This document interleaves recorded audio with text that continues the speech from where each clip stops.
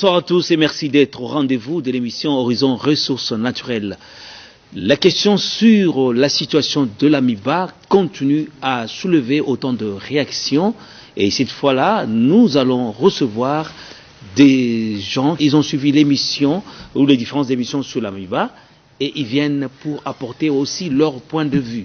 Il s'agit de M. Benoît Kazadi qui est rapporteur au bureau de représentants des clans ou les sous-clans des 5 territoires et villes de Mbujimaï au Kasaï oriental. Il était en même temps un bourgmestre honoraire de la commune de Dibindi. Et aussi, M. Benoît Kazadi, il a travaillé comme au cadre à l'amiba, il a travaillé aussi comme un ancien creuseur, il était de temps en temps aussi trafiquant, négociant, c'est quelqu'un qui se connaît et qui a autant de maîtrise dans le domaine du rouage des diamants en Mbujimaï, et l'amiba était justement une maison qu'il connaît et qu'il maîtrise. Et aujourd'hui, il vient pour apporter aussi son son de cloche à la situation d'amiba. Il n'est pas seul. Il est avec M. Marcel Zongola, qui est un environnementaliste qui est très très intéressé par la situation de réhabilitation de l'environnement, de tout ce que l'amiba a eu à faire comme exploitation, parce que l'environnement passe en premier ces derniers temps, et il est aussi l'un des représentants de clans et de sous-clans des 5 territoires et de la ville de Mbujimaï, et ils sont très intéressés par la situation de l'amiba, parce que pour eux, l'amiba n'est pas en faillite, l'amiba a des moyens, et il faut par contre des leaders, un bon leader pour remettre l'amiba sous les rails. Nous en parlons dans cette émission parce qu'ils sont là, ils sont déterminés. Bonsoir. Bonsoir. Je commence par M. Benoît Kazadi. Qu'est-ce qui vous pousse à venir réagir aujourd'hui, après avoir suivi l'émission avec M. Ngandou et aussi l'émission avec M. Dona Kampata, sans oublier le professeur Chibango sur l'amiba? Merci, monsieur le journaliste. Vous savez très bien qu'à la faveur du contrôle citoyen que notre constitution actuelle a institué au profit des citoyens congolais qui ont le droit d'exercer un regard critique sur tous ceux qui exercent un mandat public au nom et pour l'intérêt de la population, d'une part. D'autre part, en tant que bénéficiaire des différents services que l'amiba rendait à notre communauté pour sa survie, nous sommes à ce titre double intéressés par la problématique de l'amiba. Et nous venons ici, c'est par rapport à ce que nous avons suivi. Nous voudrions, dans le cadre de cette communication, être plus précis et plus techniques, parce que ceux qui nous ont précédés ont amené de généralités spécieuses, et avec des étalages, des titres ronflants, mais qui ne débouchent en rien sur le changement de la situation de notre communauté. Nous avons entendu parler de contrat léonais. Nous voulons par rapport à cela apporter un éclairage. Vous savez, le mot contrat léonin, ça relève du lion, qui signifie qui dévore tout, qui prend tout. Et appliqué à un contrat, ça signifie c'est un partenaire qui prend tout. Oui, parce qu'on l'a dit, un partenaire qui ne paye que $4 000, comme si... Commençons par ce contrat qui a fait couler beaucoup d'encre, le contrat d'amodiation avec Western River. L'amiba n'a pas d'études sur le minerai de cuivre dans ses concessions. Elle a été surprise vers l'année 2009 par la ruée des trafiquants qui, dans son permis de recherche 11 861, étaient en train d'exploiter du cuivre qu'ils exportaient vers le Katanga. C'est ainsi qu'en 2013, le comité de gestion qui a précédé M. Kazadi Mabeka, qui était dirigé par M. Ovian, signera un contrat d'option avec l'entreprise Western River pour préserver les intérêts de l'amiba, au moment où ces minéraux étaient en train d'être pillés par les lobbies qui tiennent à avoir le contrôle de toutes les richesses du Kasaï oriental, sans que l'amiba n'en retire aucune contrepartie. Alors, M. Ovian signera le contrat d'option. Quelles étaient les articulations principales de ce contrat d'option? Dans un premier temps, Western River devait obtenir un permis d'exploitation, mais avant d'obtenir le permis d'exploitation, au niveau du permis de recherche, l'AMIBA avait une rémunération fixée à 2665 $.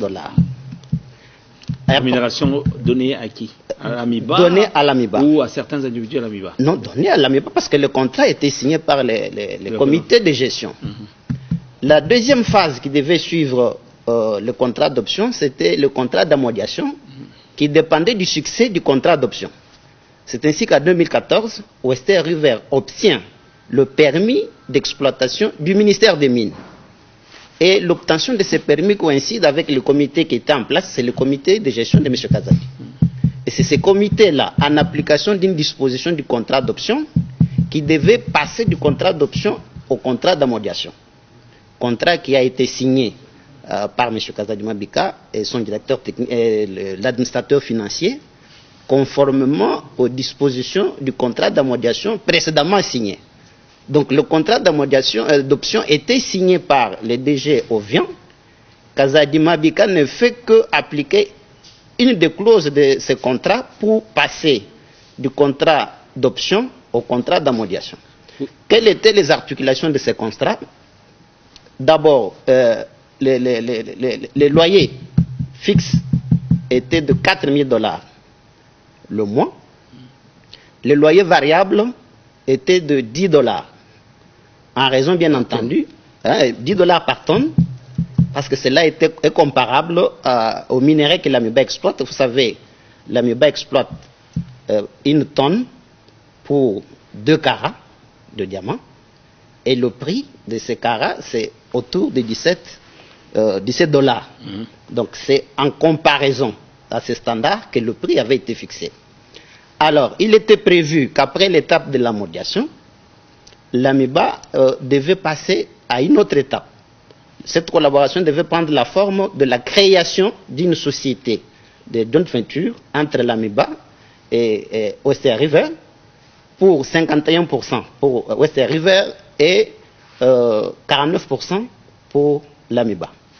L'étape suivante, moyennant les succès du contrat d'amodiation, ça devait être le versement des royalties sur le chiffre d'affaires de la nouvelle société créée en raison de 2% pour la partie MIBA, qui devait prendre 1,5%, et les 0,5% c'était pour le développement de la communauté locale, dans un premier temps. La deuxième année, les royalties devaient passer à 2,5%, en raison de 1,5% pour l'AMIBA, 1% pour la communauté locale, à travers une collaboration entre la Fondation MIBA et Western River. Et la troisième année, les royalties devaient passer à 5%, à 5,5%, en raison de 4% pour l'AMIBA, 1,5% pour la communauté locale. Voici le résumé de ces contrats-là. Je ne pense pas que le qualificatif léonais soit appliqué à un contrat, et je vous informe qu'au moment où, au mois de mars 2015, le DG Kazadi était empêché d'exercer sa fonction, Western River n'avait jamais réalisé une exportation conformément au régime de ces nouveaux contrats d'amodiation. Oui, parce que tout était mal parti. Non, mais je ne sais pas ce qui était mal parti. Était d'abandonner les minéraux, être exploités par des clandestins qui n'avaient ni titre ni qualité, où il fallait mettre en place un régime, parce que le minerai était exploité dans un périmètre couvert par un permis de recherche de la MIBA. Oui, mais et cette MIBA n'avait pas d'études sur l'exploitation des minéraux.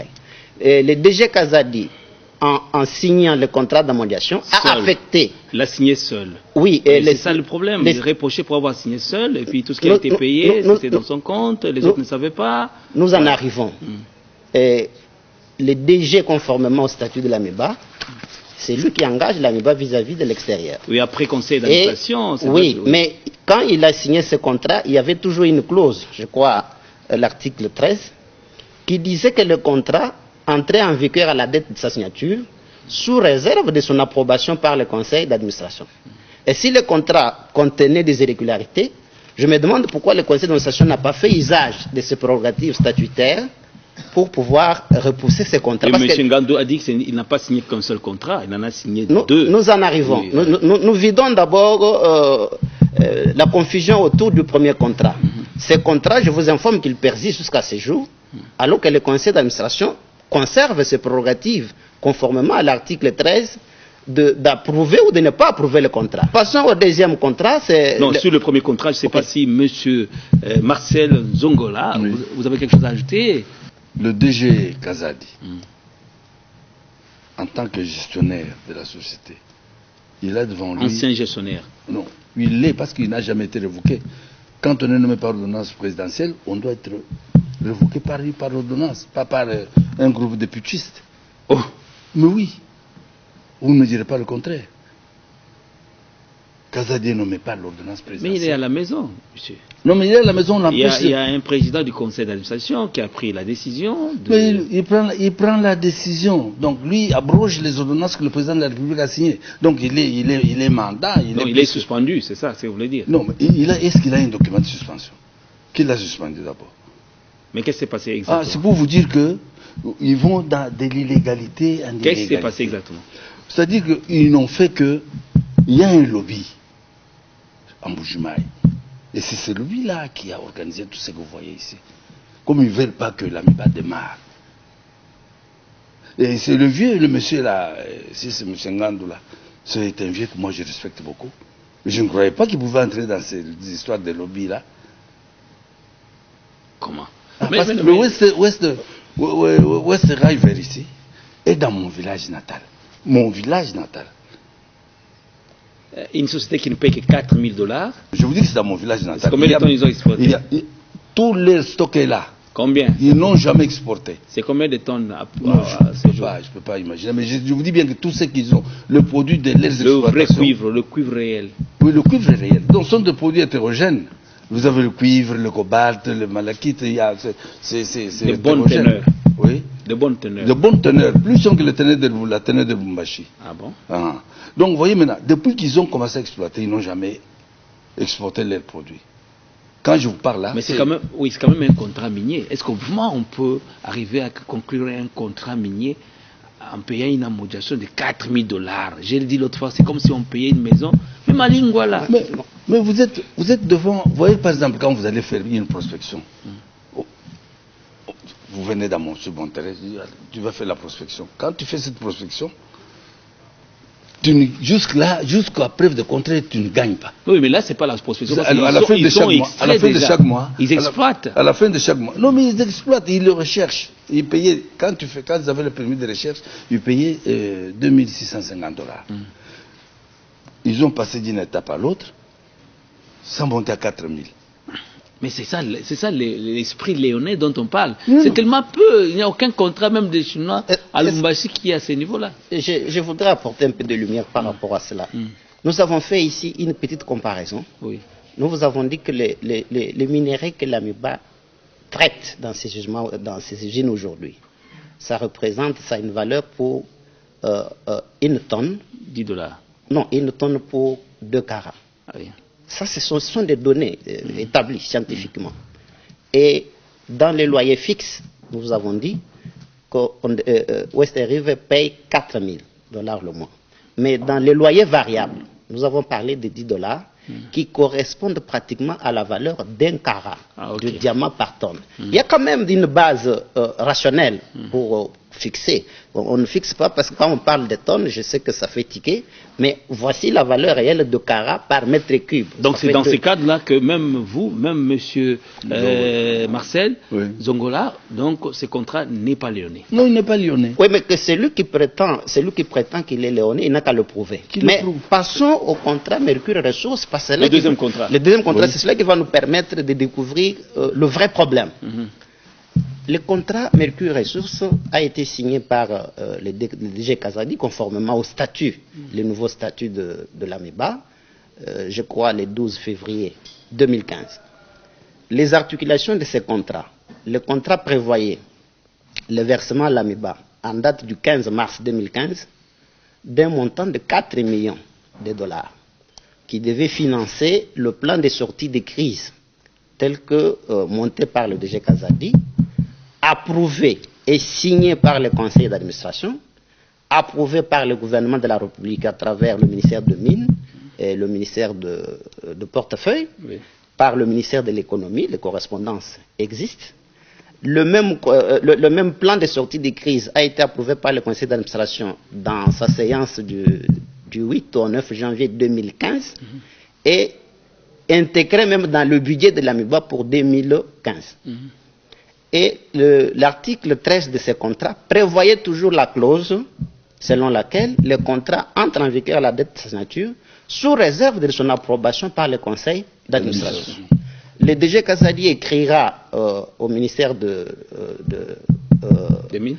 Non, pas de mines, portefeuille, pour confirmer la soumission de ce contrat à son approbation par le conseil d'administration.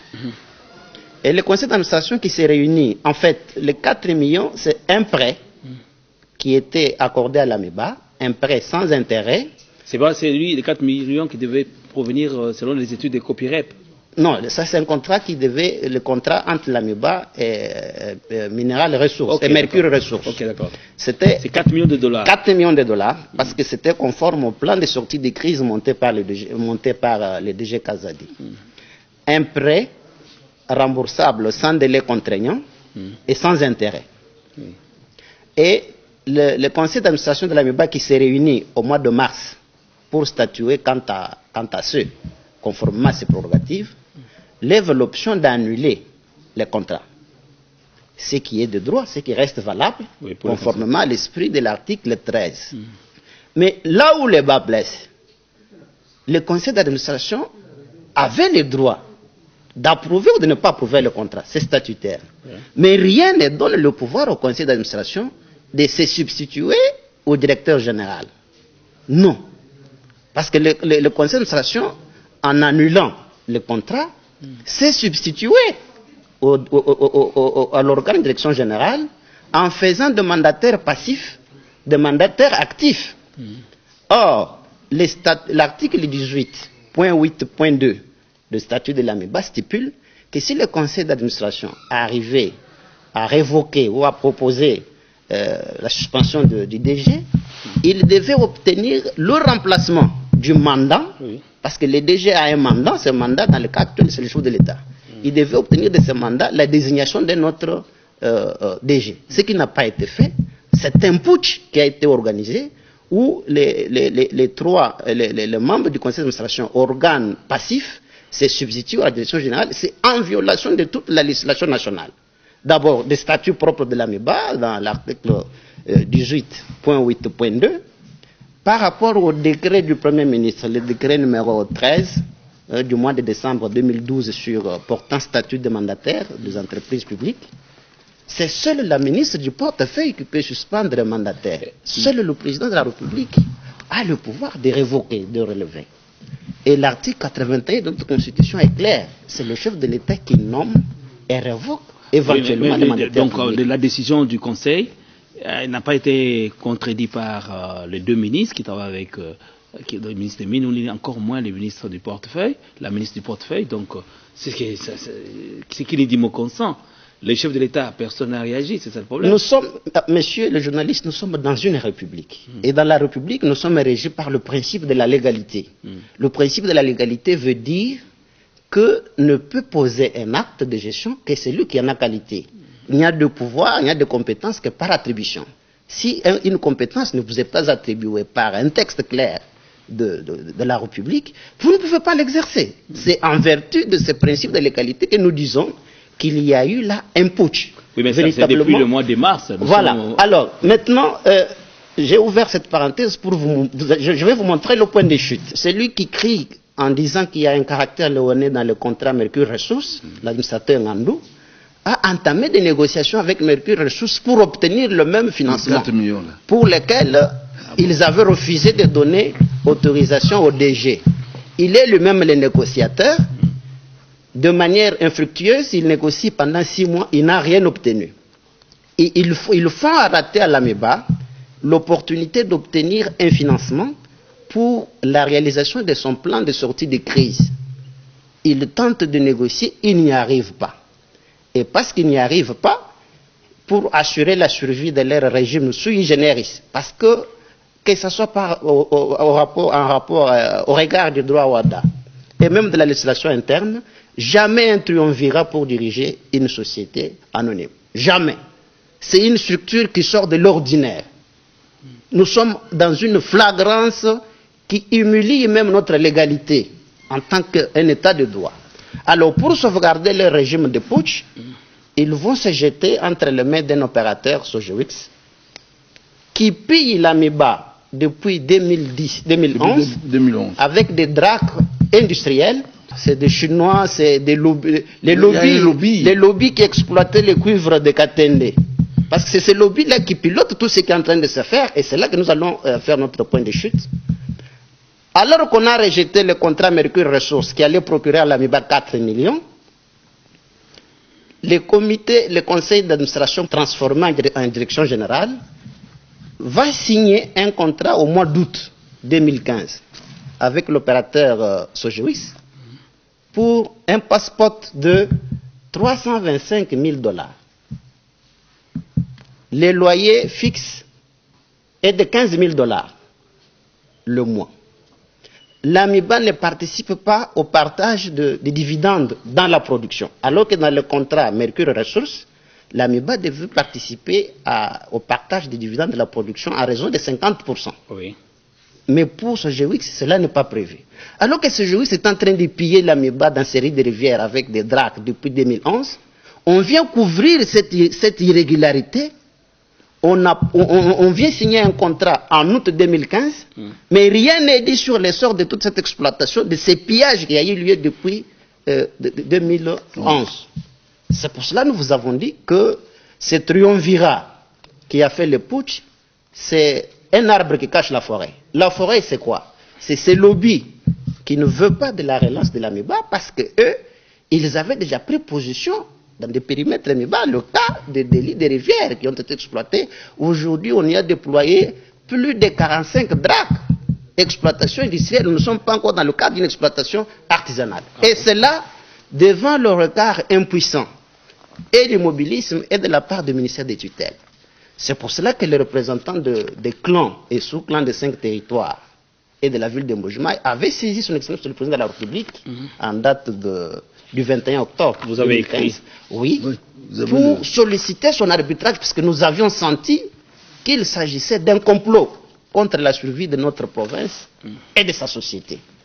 On laisse passer des irrégularités graves et rien n'est dit.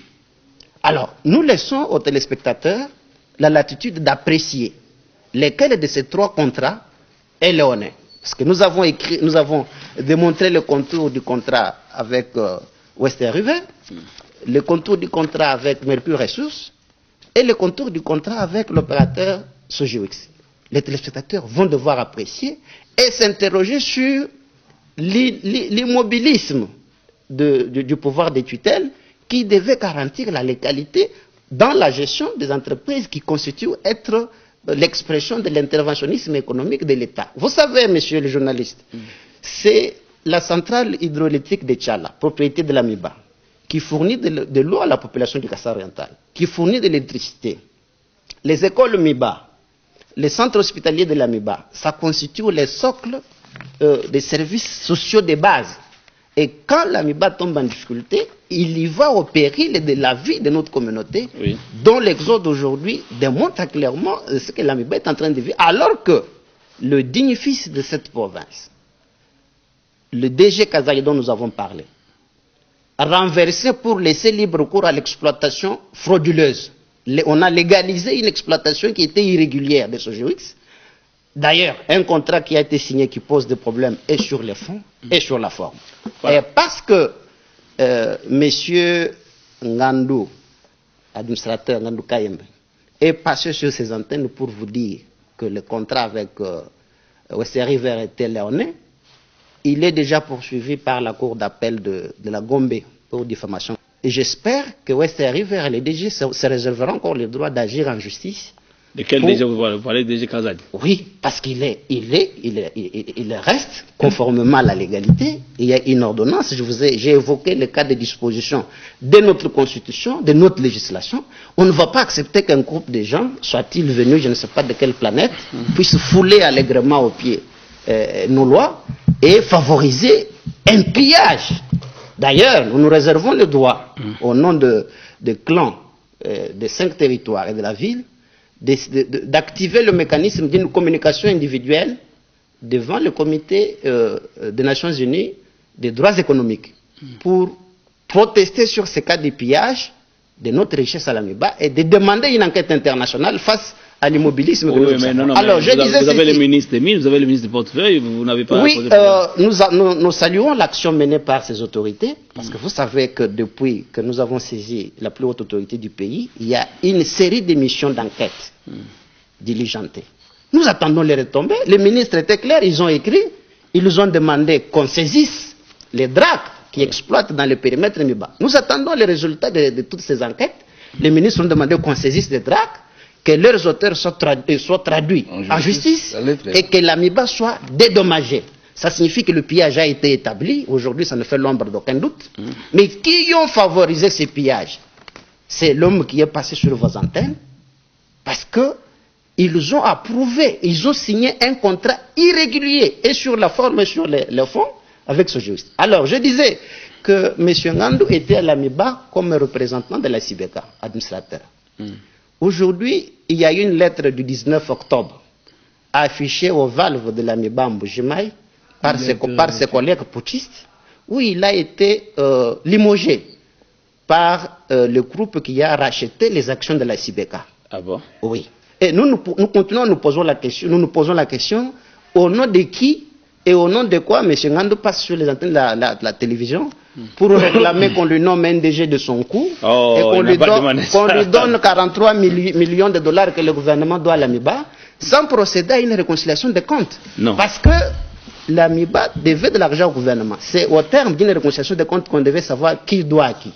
Nous sommes écœurés de constater qu'en faisant perdre à l'Amiba l'opportunité d'avoir un financement pour sortir de sa crise, on revient au refrain habituel de culpabilisation du gouvernement. Le gouvernement ne donne pas de l'argent à l'Amiba, nous demandons aussi. Donc nous disons que tout compte fait, nous avons déjà ciblé le problème et en tant que communauté, nous allons devoir nous assumer pour obtenir réparation. D'accord. Et que vous avez dit aussi que l'Amiba a des moyens, qu'elle peut vraiment tenir. Pour vous, l'Amiba n'est pas en faillite. Monsieur Marcel Nzongola. Oui, le ministère de la Mine a écrit, en date du 16 novembre 2015, il leur a demandé, je peux lire, oui. En tout état de cause, si les informations portées à la connaissance s'avèrent exactes, toutes les prérogatives légales vous sont reconnues pour faire saisir toutes les dragues qui opèrent illicitement à l'intérieur du périmètre minier de l'Amiba et de traduire en justice sans état d'âme toutes les personnes qui sont responsables de cette exploitation illicite. Je voudrais parler d'un lobby. On est qui à la direction générale de l'Amiba. Oui. Donc les putschistes là, est-ce qu'ils ont fait saisir ces dragues? Est-ce qu'ils ont traduit? Non, mais ils ne peuvent que contacter les services spécialisés, la justice, la police. Non, mais saisir quand même ces gens-là officiellement. Parce que le ministre de tutelle leur a demandé de le faire. Ils ne l'ont jamais fait.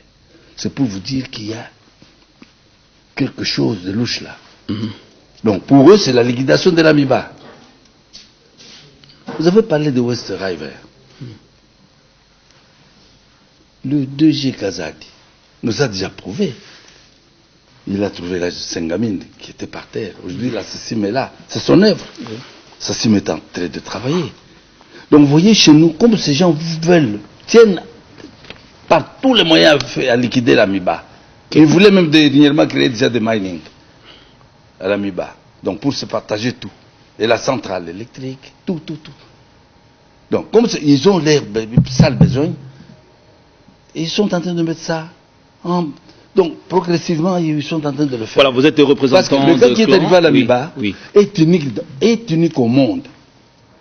Un PCA qui signe, un président, un DG qui signe le contrat seul, on le met à l'écart, vous trouvez que c'est... Non, il a présenté la situation au conseil d'administration. Ok, pas de problème. Si le conseil d'administration acceptait ce contrat, il est passé. S'il disait que non, le contrat n'est pas bon, on allait annuler. Mais ouais, il était versé pour le contrat de 4 millions avec les Mercure Ressources. On dit qu'il ne veut plus travailler. Il quitte, les mêmes personnes là vont voir les Mercure Ressources pour solliciter les 4 millions en question. Et puis de deux. Nous avons parlé ici de 3 contrats. 2 contrats. Monsieur Benoît, il a parlé de 3. Vous avez parlé de 3 contrats. 3 contrats. Le contrat Terriver, Oui. Mercure Ressources. Mercure Ressources Et puis Sogewis. le contrat avec Sogewis. Sogewis, oui. Le plus Vous comprenez que catastrophique. le Mercure Ressources allait partager le produit de son exploitation entre 50% entre lui et l'AMIBA. Il octroie à l'AMIBA un crédit. Les 4 millions, ça, il Les a 4 déjà millions, dit. ok. Oui, il a déjà dit. Mais alors maintenant, la société Sogewis, qui exploite depuis 2011, Oui, mais on légalise en 2015. Et le diamant qu'ils exploitaient là, le produit de cette exploitation. Mais ils ont trouvé la situation, ce ne sont pas eux qui ont Non, signé. c'est-à-dire, non, je pose une petite question, monsieur le journaliste. Je demande aux spectateurs qui nous suivent. L'exploitation de 2011 jusqu'à 2015, c'est le diamant, il y a des certificats de Kimberley. Oui. Est-ce que c'est traçable? Est-ce que c'est traçable? Est-ce qu'on peut montrer où est-ce qu'on a vendu ce diamant? Ce diamant est sorti du pays par quel canal? Oui, ça c'est des questions très importantes. Mais vous représentez les clans et les sous-clans des 5 territoires de la province du Kasaï oriental. Actuel. Et donc vous le représentez. Mais ce sont vos fils, vos petits-fils qui entrent dans le polygone de l'AMIBA pour aller écrémer le diamant, pour aller voler des graviers, tout ça. Et puis, il y a même la société qui est de plus en plus vandalisée par des creuseurs et des personnes de l'extérieur. Ces creuseurs ont toujours existé. Depuis que l'AMIBA existe, Oui. les creuseurs étaient toujours là. Mais nous n'avons pas connu ce que nous avons connu actuellement à l'AMIBA. C'est-à-dire que le lobby là, vous savez, à Moujima, il y a un phénomène là qu'on appelle suicidaire. Ce sont toujours ces lobbies-là qui ont organisé ces gens-là. Mais vous avez quand même et nous nous sommes le posé- droit de leur donner des conseils, de les sensibiliser, parce que vous êtes le représentant de ces clans. Comment voulez-vous? Le suicidaire, c'est quelqu'un, un creuseur clandestin qui entre à l'AMIBA avec une arme et munitions. Vous étiez Et bourgmestre ces gens-là, de la pardon, commune de Dibindi. je vais citer un peu. Oui. Et ces gens-là, Hmm. ils arrivent là, ils font leur coup, ils tuent, ils font n'importe quoi. Et où est-ce qu'ils les munitions et les armes là? Oui. Ils Mais ça, c'est la s'approvisionnent question. parce que nous ne sommes pas. Notre province est au centre du Congo, de la RDC. Nous ne sommes même pas au niveau d'une frontière où on peut dire que ça vient du Rwanda les munitions. Mais nous sommes au centre. Oui, c'est la question. Vous étiez bourgmestre de la commune de Dibindi. De telles situations, comment vous les gérez? Oui, la problématique des suicidaires et le vandalisme du polygone minier de l'AMIBA, c'est à la fois un phénomène des sociétés, mais c'est aussi l'expression d'une large complicité. Vous savez aujourd'hui que la responsabilité du maintien de la sécurité, de l'ordre public, ça revient au pouvoir public. Oui. Et c'est le pouvoir public qui devait, en collaboration avec l'AMIBA, travailler pour renforcer la protection des concessions MIBA. Vous et moi, nous constatons et nous nous posons la question de savoir si le pouvoir public établi au Kasaï oriental a réellement joué son rôle par rapport à cela. Je sais qu'il y a aujourd'hui un devoir de pédagogie. Vous avez posé la question à M. Marcel. En notre qualité de représentant de clans et sous-clans de 5 territoires de la ville, nous aurons un message. Mais ce que nous demandons, ce qui est d'abord faisable aujourd'hui, c'est rétablir la légalité. La légalité pour vous, c'est quoi? La légalité, c'est que la société MIBA soit dirigée conformément au texte et aux lois du pays. On ne peut pas imaginer un seul instant que le conseil d'administration s'est mis en direction générale. Donc pour vous, il faut que Kazadi soit rétabli. On doit rétablir la légalité, c'est une exigence. Mais est-ce que lui-même est dans la démarche de s'expliquer pour chercher à ce qu'il soit rétabli? Nous agissons ici en tant que communauté. En tant que je vous ai dit, usagers des services, n'est-ce pas? Population qui consommait les services que l'AMIBA rendait à la communauté. Oui. M. Kazadi, je crois que M. Marcel l'a dit, a fait ses preuves. En termes d'expérience, on n'a même pas à la rechercher loin parce que sa scheme aujourd'hui, c'est son œuvre. Notre espoir était qu'il mette cette expertise qu'il a au service de l'AMIBA pour obtenir son redressement. Mais nous nous rendons vite compte, après l'analyse que nous venons de faire, qu'il y a un lobby qui tient à ne pas avoir l'Amiba sur le dossier, parce que ce lobby tient à faire main basse sur les richesses minérales du Kasaï oriental. Même le phénomène suicidaire dont vous avez parlé, il est à mettre dans le même paquet. Nous sommes sur le plateau de la télévision nationale. Okay. Nous émettons des réserves mais nos investigations aujourd'hui, nous savons qui fait quoi, qui arme les grésards, comment ils obtiennent les munitions et à qui profitent les produits qu'ils vont piller à l'Amiba. Voilà. Et c'est aujourd'hui ce pillage qui a été vécu sous forme maquillée qui prend des proportions de plus en plus officielles. Nous vous avons parlé de plus de 45 dracs déployés. Quelles sont pour vous les issues, les voies de sortie pour la relance de l'Amiba? Je commence par M. Marcel Kazongola. Pour la relance de l'Amiba, c'est le retour à la légalité. Qu'on remette un peu les choses sur les rails. Mais on a dit qu'on peut nommer n'importe qui à la tête, mais sans moyens. L'Amiba n'a pas de moyens. Non. Le 2G là a un plan de redressement. Le 2G lequel? Le 2G Kazadi. Il a son plan de redressement de l'Amiba. Moi, je l'ai vu il y a 2-3 mois. J'essaie de causer avec lui, puisque nous avons fait une délégation pour lui demander comment. Nous, on croyait que l'Amiba allait reprendre. Mais qu'est-ce qui ne va pas? Il nous a présenté un plan. On l'empêche de travailler.